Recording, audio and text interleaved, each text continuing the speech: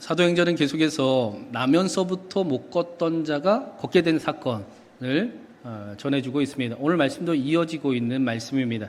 40평생 동안 단 한 번도 걷지 못했던 사람이, 그래서 자신의 삶을 포기하고 성전 안에 들어가지도 못하고 성전 앞에서 구걸하던 사람이 다시 걷게 되는 역사가 나타났습니다. 자신의 삶을 포기해버려야 했던, 해결할 수 없었던 너무나 큰 문제가 그 일이 해결되는 사건이 나타났습니다. 이 사람은 그냥 하나님을 기뻐하지 않았을 겁니다. 그가 일어나 뛰고 걷기도 하며 뛰기도 하고 하나님을 찬양할 때 아멘, 아멘, 자기만 들리도록 그렇게 하나님을 예배하지 않았을 겁니다. 아멘, 아멘, 나를 봐라, 하나님이 살아계신다. 하나님이 나를 살리셨다. 할렐루야! 그렇게 할 수 있는 자신의 소리를 다하여 하나님을 예배했을 것입니다. 그 기쁨이 저와 여러분에게도 예배 가운데 함께하기를 간절히 바랍니다. 베드로는 어땠겠습니까? 베드로는 자신 안에 예수 그리스도가 이름이 있다라고 믿으며 그 이름의 이름으로 일어나 걸으라 하니 그가 실제로 일어나 걷기도 하고 뛰기도 하는 모습을 두 눈으로 보게 되었습니다. 그리고 그 일에 대해 설교하는데 그의 그 설교에는 엄청난 그 자신감과 힘이 넘쳤을 것입니다. 베드로는 이제는 자신 안에 예수 그리스도가 계신 것을 확신하게 되었습니다. 뿐만 아니라 그 이름에 능력이 있음을 나타내고 또 경험하며 보게 되었습니다. 이것이 성령이 우리에게 오신 이유입니다. 하나님께서 자신의 영을 우리에게 보내주신 이유입니다. 하나님께서는 저와 여러분을 통해 하나님의 일을 행하기를 원하십니다. 하나님께서는 저와 여러분을 축복의 통로로 삼으셔서 하나님의 일을, 역사를 나타내시기를 기뻐하십니다. 좀 된 것 같은데 저희 루아가 열이 너무 많이 나고 아팠어요. 그래서 제가 루아의 머리에 이렇게 손을 얹고 루아가 들리도록 이렇게 기도를 했습니다. 그런데 기도하면서 드는 생각이, 야, 하나님 참 바쁘시겠다. 하나님 지금도 막 다 기도하고 있을 텐데 참 바쁘시겠다 라는 생각이었습니다. 그러면서 또 드는 생각이, 하나님 그러면 나를 통해서 하나님이 역사하시면 되겠구나. 그래서 하나님이 기도의 사람을 필요로 하시는구나. 나를 통해 내 안에 계신 예수 그리스도의 능력이 지금 나타나기를 원하고 계시는구나. 내게는 능력이 없지만 내 안에 있는 예수 그리스도의 이름의 그 능력이, 그 이름의 능력이 나타나는 축복의 통로가 되기를 원하시는구나. 이런 마음이 마음속에 막 가득 기도하는데 넘치니까 기도가 힘이 있습니다. 하나님이 보이는 것 같습니다. 하나님이 뵙는 것 같습니다. 사랑하는 여러분, 하나님께서 저와 여러분을 축복의 통로로 세우셨습니다. 저와 여러분 안에 그 이름의 능력이 있습니다. 그 능력을 사용하는 저와 여러분 되기를 간절히 바랍니다. 예수 그리스도의 이름의 능력으로 행하는, 또 살아가는, 기도하는 우리의 기도를 통해 우리의 자녀들이, 우리의 가정이, 우리의 사랑하는 이들이 말씀대로 성령의 역사로 나타나기를 주님의 이름으로 축원합니다. 오늘 말씀에서는 우리가 이렇게 살아가기 위해 중요한 사실을 알려주고 있습니다. 1절에 이렇게 시작을 하는데 우리 1절, 2절 먼저 같이 읽어보겠습니다. 1절과 2절 함께 읽겠습니다. 사도들이 백성에게 말할 때에 제사장들과 성전 맡은 자와 사두개인들이 이르러 예수 안에 죽은 자의 부활이 있다고 백성을 가르치고 전함을 싫어하여. 나면서부터 못 걷던 자가 다시 걷게 된 사건이 얼마나 대단했는지 엄청난 인파가 그 솔로몬 행각에 모여들기 시작을 했습니다. 4절 말씀에 보면 믿는 자만 5,000명이 되었다라고 하니 남자의 수만입니다. 그러니 엄청난 숫자가 그곳에 모여들었습니다. 성전에 무슨 큰 소동이라도 나타났는가 싶어서 사도들이 말할 때 유대 종교 지도자들이 사도들을 찾아왔다. 정확히 이야기하면 잡으러 왔다라고 말씀을 합니다. 그들이 온 이유는 2절에 보니까 예수 안에 죽은 자의 부활이 있다고 백성을 가르치고 전함을 싫어하여 사도들을 찾아왔습니다. 이 싫어하다라는 단어가 단순히 그냥 보기 싫어하는 정도가 아니라 화가 나서 어쩔 줄 몰라 하는 상태를 표현하는 단어입니다. 괴로워서 어쩔 수가 없어서 내가 쟤들을 어떻게든 해야 되겠다. 저 입을 꼭 막아야 되겠다라고 쫓아왔다라는 것입니다. 이를 갈면서 베드로와 요한을 잡으러 왔습니다. 우리는 복음서를 통해 사두개인들이 그 부활이 없다라고 말하는 사람들이라는 것을 알고 있습니다. 1절 말씀에 보니까 제사장, 성전 맡은 자, 사두개인이라고 나오지만 사실은 전부 다 사두개파 사람들입니다. 제사장도 사두개인이었고 성전 맡은 자도 사두개인입니다. 당시 그 사두개파 사람들은 종교적인 단체이기보다는 당시에 그 유대의 최고 권력을 가지고 있던 기득권자들의 모임이었습니다. 최상위 계층의 모임이 바로 사두개파 사람들이었습니다. 물론 종교적으로는 근본주의적인 신앙을 가지고 있었습니다. 성경은 애원서와 지혜서는 성경이 아니다.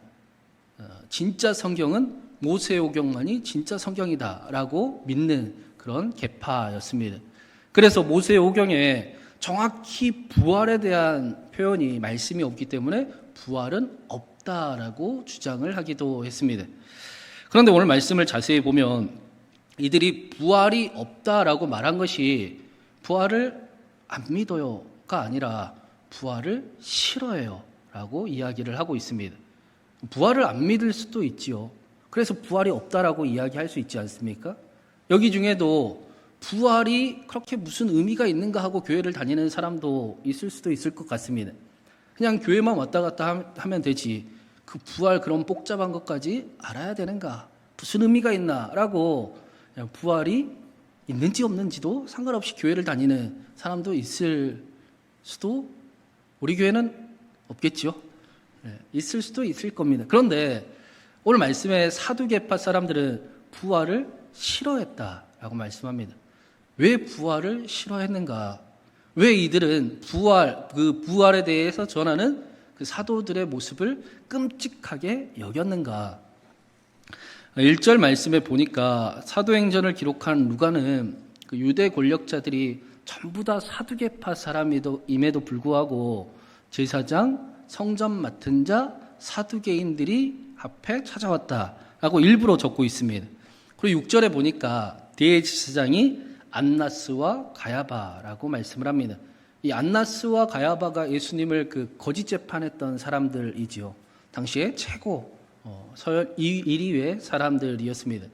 그런데 원래는 대제사장은 그 시대 한 시대에 한 사람만 대제사장을 하는 겁니다. 대제사장이 제사장들의 우두머리 역할이기 때문에 하나님이 세우신 한 사람만 해야 합니다. 그런데 이 안나스가 자신이 대제사장제에서 어쩔 수 없이 물러나야 되는 상황이 되길래 자신의 사위인 가야바를 대제사장으로 세우려고 했습니다. 그래서 대제사장이 된 거예요. 그리고는 뒤에서 가야바를 조종하는 실세를 가진 대제사장이 바로 안나스였습니다. 두 사람이 되면 안 되는데 사람들이 보기에는 가야바가 대제사장이지만 그런데 진짜 대제사장은 안나스다라고 여겼기 때문에 대제사장 안나스와 가야바라고 지금 이야기를 하는 겁니다. 대제사장은 어떤 사람입니까? 하나님을 누구보다 사랑해야 되는 그런 사람이 자신의 그 욕망의 도구로 대제사장직을 지금 사용을 하고 있습니다. 하나님께서 세워야 될 그 자리가 사람이 욕심으로 세워진 자리가 되었습니다. 두 번째로 이 성전 맡은 자라고 나오는데 얼핏 보면 성전을 지키는 사람, 성전을 관리하는 사람 그 정도로만 읽혀질 수도 있을 것 같습니다. 성경 밑에 보면 이렇게 각 주에는 경비대장이라고 소개를 해주고 있어요. 그런데 그 원어로 보면 이 성전 맡은 자의 정확한 뜻은 사령관이라는 뜻입니다. 우두머리, 성전의 우두머리라는 뜻이에요. 그래서 고대 역사가 요세푸스는 이 성전 맡은 자가 대제사장 바로 다음에 서열 2위의 직책이었다라고 이야기를 합니다.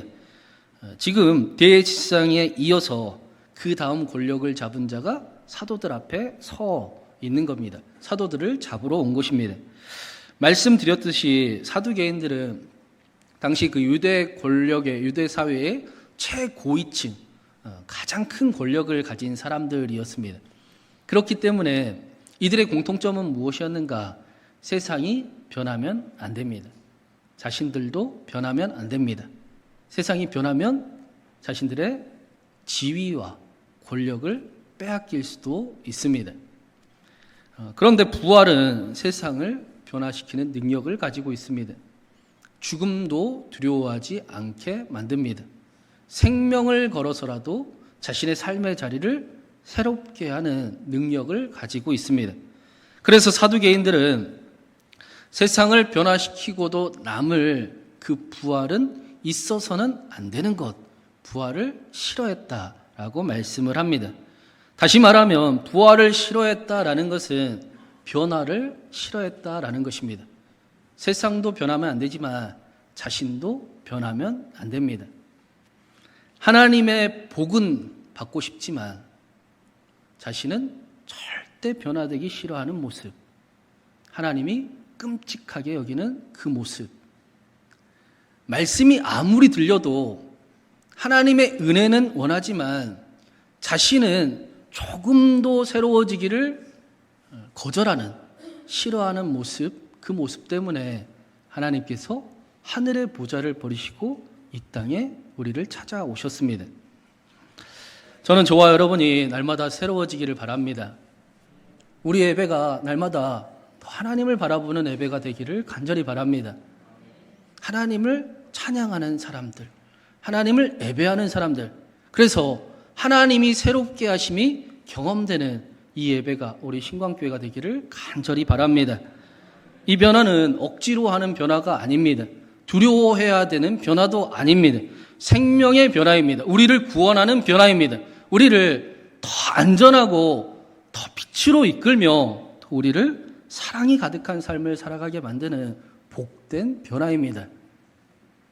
그래서 베드로는 오늘 말씀에서도 9절 10절에 이렇게 말씀을 해요. 우리 9절 10절도 같이 읽어보겠습니다. 만일 병자에게 행한 착한 일에 대하여 이 사람이 어떻게 구원을 받았느냐고 오늘 우리에게 질문한다면 너희와 모든 이스라엘 백성들은 알라. 너희가 십자가에 못 박고 하나님이 죽은 자 가운데서 살리신 나사렛 예수 그리스도의 이름으로 이 사람이 건강하게 되어 너희 앞에 섰느니라. 지금 베드로는 말씀드렸듯이 이스라엘 최고의 권력자들 앞에 서 있습니다. 잡혀와서 그 다음날 신문을 당하고 있는 것입니다. 지금 이 사람들이 베드로 앞에 있는 이 사람들이 어떤 사람들인가만 봐도 이 상황이 얼마나 심각한 상황인가를 짐작해 볼 수가 있습니다. 실제로 이 대제사장과 이 권력자들은 사도행전 7장에 스데반을 돌로 쳐서 처형을 했습니다.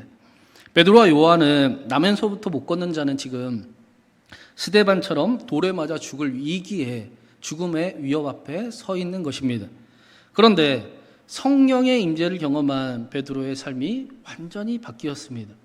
도망가지 않네요. 배신하지도 않네요. 두려워하지도 않습니다.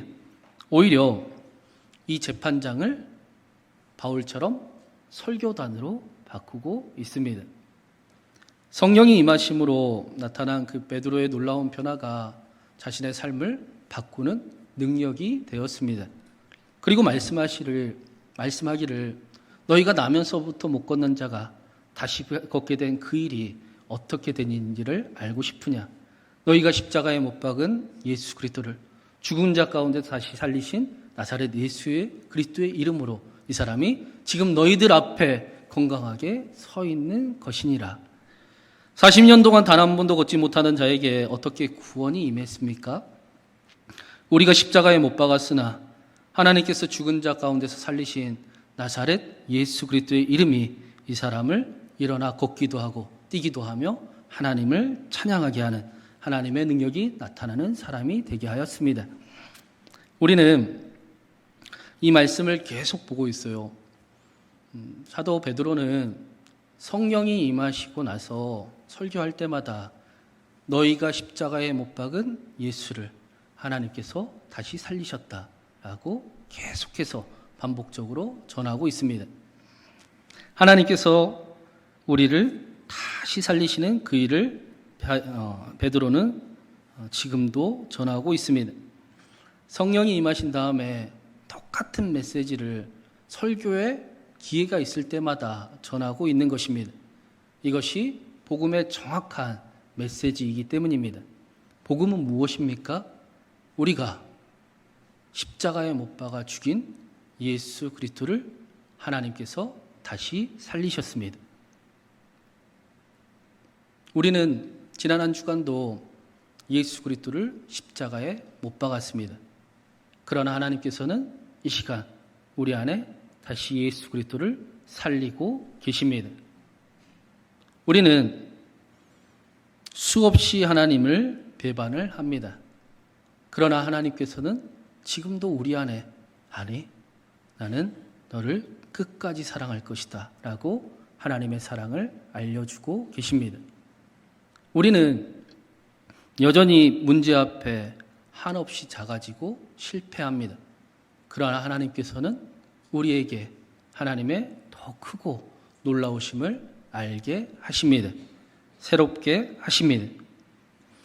이게 제 이야기가 아니라 40년 된 병자를 예수 그리스도의 이름으로 고친 베드로가 지금 말씀하고 있는 것입니다. 복음이 하나님이 우리를 능히 새롭게 하실 수 있습니다. 부활을 믿는다. 예수님께서 이 땅에 오심을 기뻐한다라는 것은 하나님이 나를 새롭게 하실 그 일을 기뻐한다라는 것입니다. 하나님께서 나를 살리실 그 변화를 기대한다라는 것입니다. 성탄은 무엇입니까? 성탄은 하나님의 새 일이 시작되었음을 기뻐하는 일입니다. 부활을 믿는다라는 것은 내 삶에 하나님께서 오늘도 지금도 새 일을 행하고 계심을 기뻐한다라는 것입니다. 그래서 사도 바울은 내가 그리스도와 함께 십자가에 못 박혔나니 이제는 내가 사는 것이 아니요 오직 내 안에 그리스도께서 사십니다. 나는 죽고 예수님이 사시기를 간절히 바랍니다. 오늘도 나는 죽고 내 안에 있는 두려움과 음란함과 하나님을 이용하는 마음과 하나님을 무시하는 마음과 변화되지 않기를 간절히 지키는 그 마음이 십자가에 못 박히고 내 안에 하나님이 계시기를, 하나님의 능력이 함께하기를, 하나님의 영광이 가득하기를, 하나님의 놀라우심이 함께하기를 간절히 원합니다. 이 고백이, 이 변화가 사도 바울이 원했던 변화입니다. 이 고백이 사도 바울이 고백하는 그 예수 부활의 신앙이었습니다. 나는 죽고 예수님만 내 안에 계시기를 원합니다. 사랑하는 여러분, 이 예배 가운데도 우리에게 새로운 일이 나타나기를 바랍니다. 다시 하나님을 예배하는 자가 되기를 간절히 바랍니다.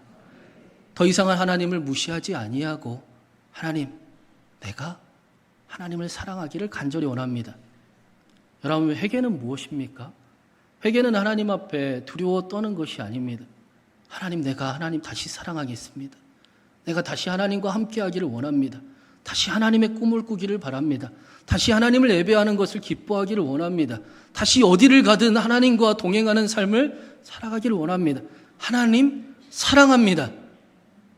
그게 회개입니다.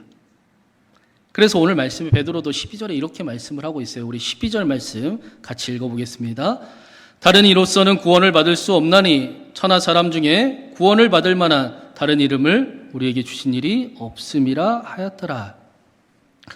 여러분, 성령이 임하시자 베드로의 삶이 변화가 되었습니다. 베드로는 두려움이 없어졌어요.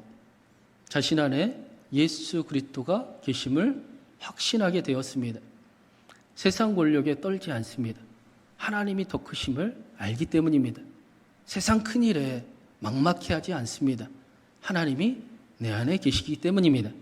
뿐만 아니라 내 안에 계신 예수 그리스도의 그 이름의 그 권능이 실제로 나타나는 삶을 살아가게 되었습니다.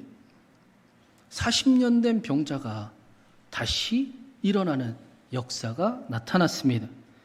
예수 그리스도께서 단 한 번도 걷지 못했던 자의 문제를 해결하실 뿐 아니라 그를 구원하시는 그 일을 두 눈으로 똑똑히 보았습니다. 더 나아가 고침받은 이 사람을 보니까 이 사람이 도망을 안 가네요. 지금 자신은 죽음의 위험 앞에 서 있는데 자신들 옆에 그대로 함께 서 있습니다. 예수 그리스도의 이름이 이 사람의 질병만 치유한 것이 아니라 이 사람 안에도 그 이름이 계시는 삶을 살아가게 하셨습니다. 우리가 맛집을 발견하고 분위기 좋은 식당을 발견하면 막 자랑하고 싶어 하지 않습니까? 요즘에는 밥 먹기 전에는 좀 기다려야 되잖아요. 사진 찍을 때까지. 요즘엔 사진 찍는 사람들이 꽤 많아요. 그런데 베드로는 부끄러웠던 내 삶을 새롭게 만드신 예수 그리스도, 내 안에 계시는 예수 그리스도, 세상보다 훨씬 크신 만물을 주관하시는 만왕의 예수 그리스도, 그분이 말로만이 아니라 믿음으로만이 아니라 실제로 내 눈앞에서 그 일을 보여주시는 예수 그리스도, 그 일이 끝이 아니고 그 사람의 인생 자체를 구원하시는 예수 그리스도를 두 눈으로 바라보고 있습니다. 자랑하고 싶습니다. 다른 이름에는 능력이 없습니다. 예수 그리스도 그 이름밖에 능력이 없습니다. 그 이름에 생명이 살리는 구원이 있고 치유의 역사가 있고 우리를 능히 구원할 수 있는 새롭게 됨이 함께하고 있습니다. 예수 그리스도 그 이름이 우리를 능히 구원할 수 있습니다. 우리를 새롭게 하십니다.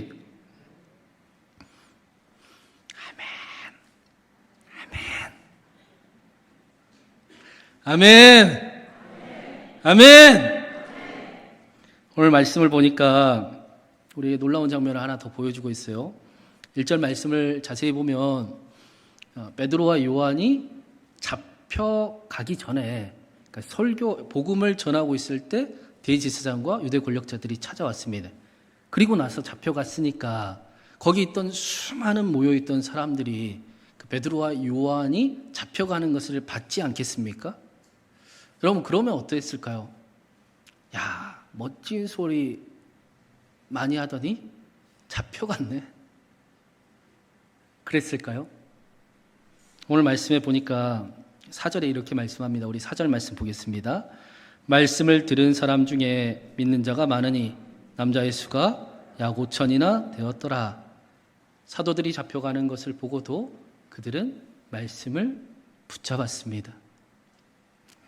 오히려 남자의 수가 5천 명이 넘는 이들이 예수 그리스도를 믿는 일이 나타났습니다. 갈릴리 촌놈들이 이상한 얘기하더니 결국엔 잡혀갔네 라고 하지 않고 우리도 이제 예수 그리스도를 믿겠습니다. 하나님께 다시 돌아가겠습니다. 하나님을 붙잡겠습니다. 라는 고백이 나타났습니다. 사도들은 잡혀갔지만 사도들이 전했던 복음은 여전히 그 자리에 능력으로, 역사로 나타나고 있습니다. 그것도 한두 명이 아니라 남자의 수만 5천 명이 넘는, 손으로는 셀 수 없는 수많은 이들이 복음의 능력을 경험하고 생명의 역사가 나타나기 시작을 했습니다. 사도행전은 인간들의 거부가, 인간들의 반대가 하나님의 역사를 결코 막을 수 없다라는 사실을 보여줍니다. 사두개인들은 베드로와 요한을 체포할 수 있을지 모르겠지만 복음을 가둘 수는 없었습니다. 복음의 능력을 막을 수도 없었습니다. 거부할 수 없는 하나님의 은혜를 성경은 우리에게 보여주고 있습니다. 그리고 이 5천 명과 같은 사람이 바로 저와 여러분들입니다. 그래서 이 자리에 앉아 있는 것 아니겠습니까? 우리는 날마다 예수 그리스도를 십자가에 못 박지만 하나님께서는 우리 안에 예수 그리스도를 다시 살리십니다. 우리는 수없이 하나님을 배신하지만 하나님은 우리에게 더 큰 사랑을 알게 하십니다. 우리는 여전히 두려워하고 주눅들고 하나님 앞에 하나님을 고백하면서도 실패하는 것과 같은 삶을 걸어갈 때도 있지만 하나님께서는 아니, 더 크신 하나님을 우리에게 보여주십니다. 우리를 새롭게 하십니다. 그리고 하나님을 날마다 조금씩 더 알아가게 하셔서 그 능력을 나타내는 믿음의 사람으로, 축복의 통로로 우리를 사용하십니다. 사랑하는 여러분, 저와 여러분 안에 예수님이 계십니다. 그 능력을 사용하는 저와 여러분 되기를 간절히 바랍니다. 그 일을 기뻐하는 저와 여러분이 되기를 간절히 원합니다. 복음의 능력을 나타내는 축복의 통로가 되게 하여 주시옵소서. 이 예배 가운데 나를 새롭게 하시고 나를 일으키시고 다시 하나님의 꿈을 꾸게 하여 주시옵소서.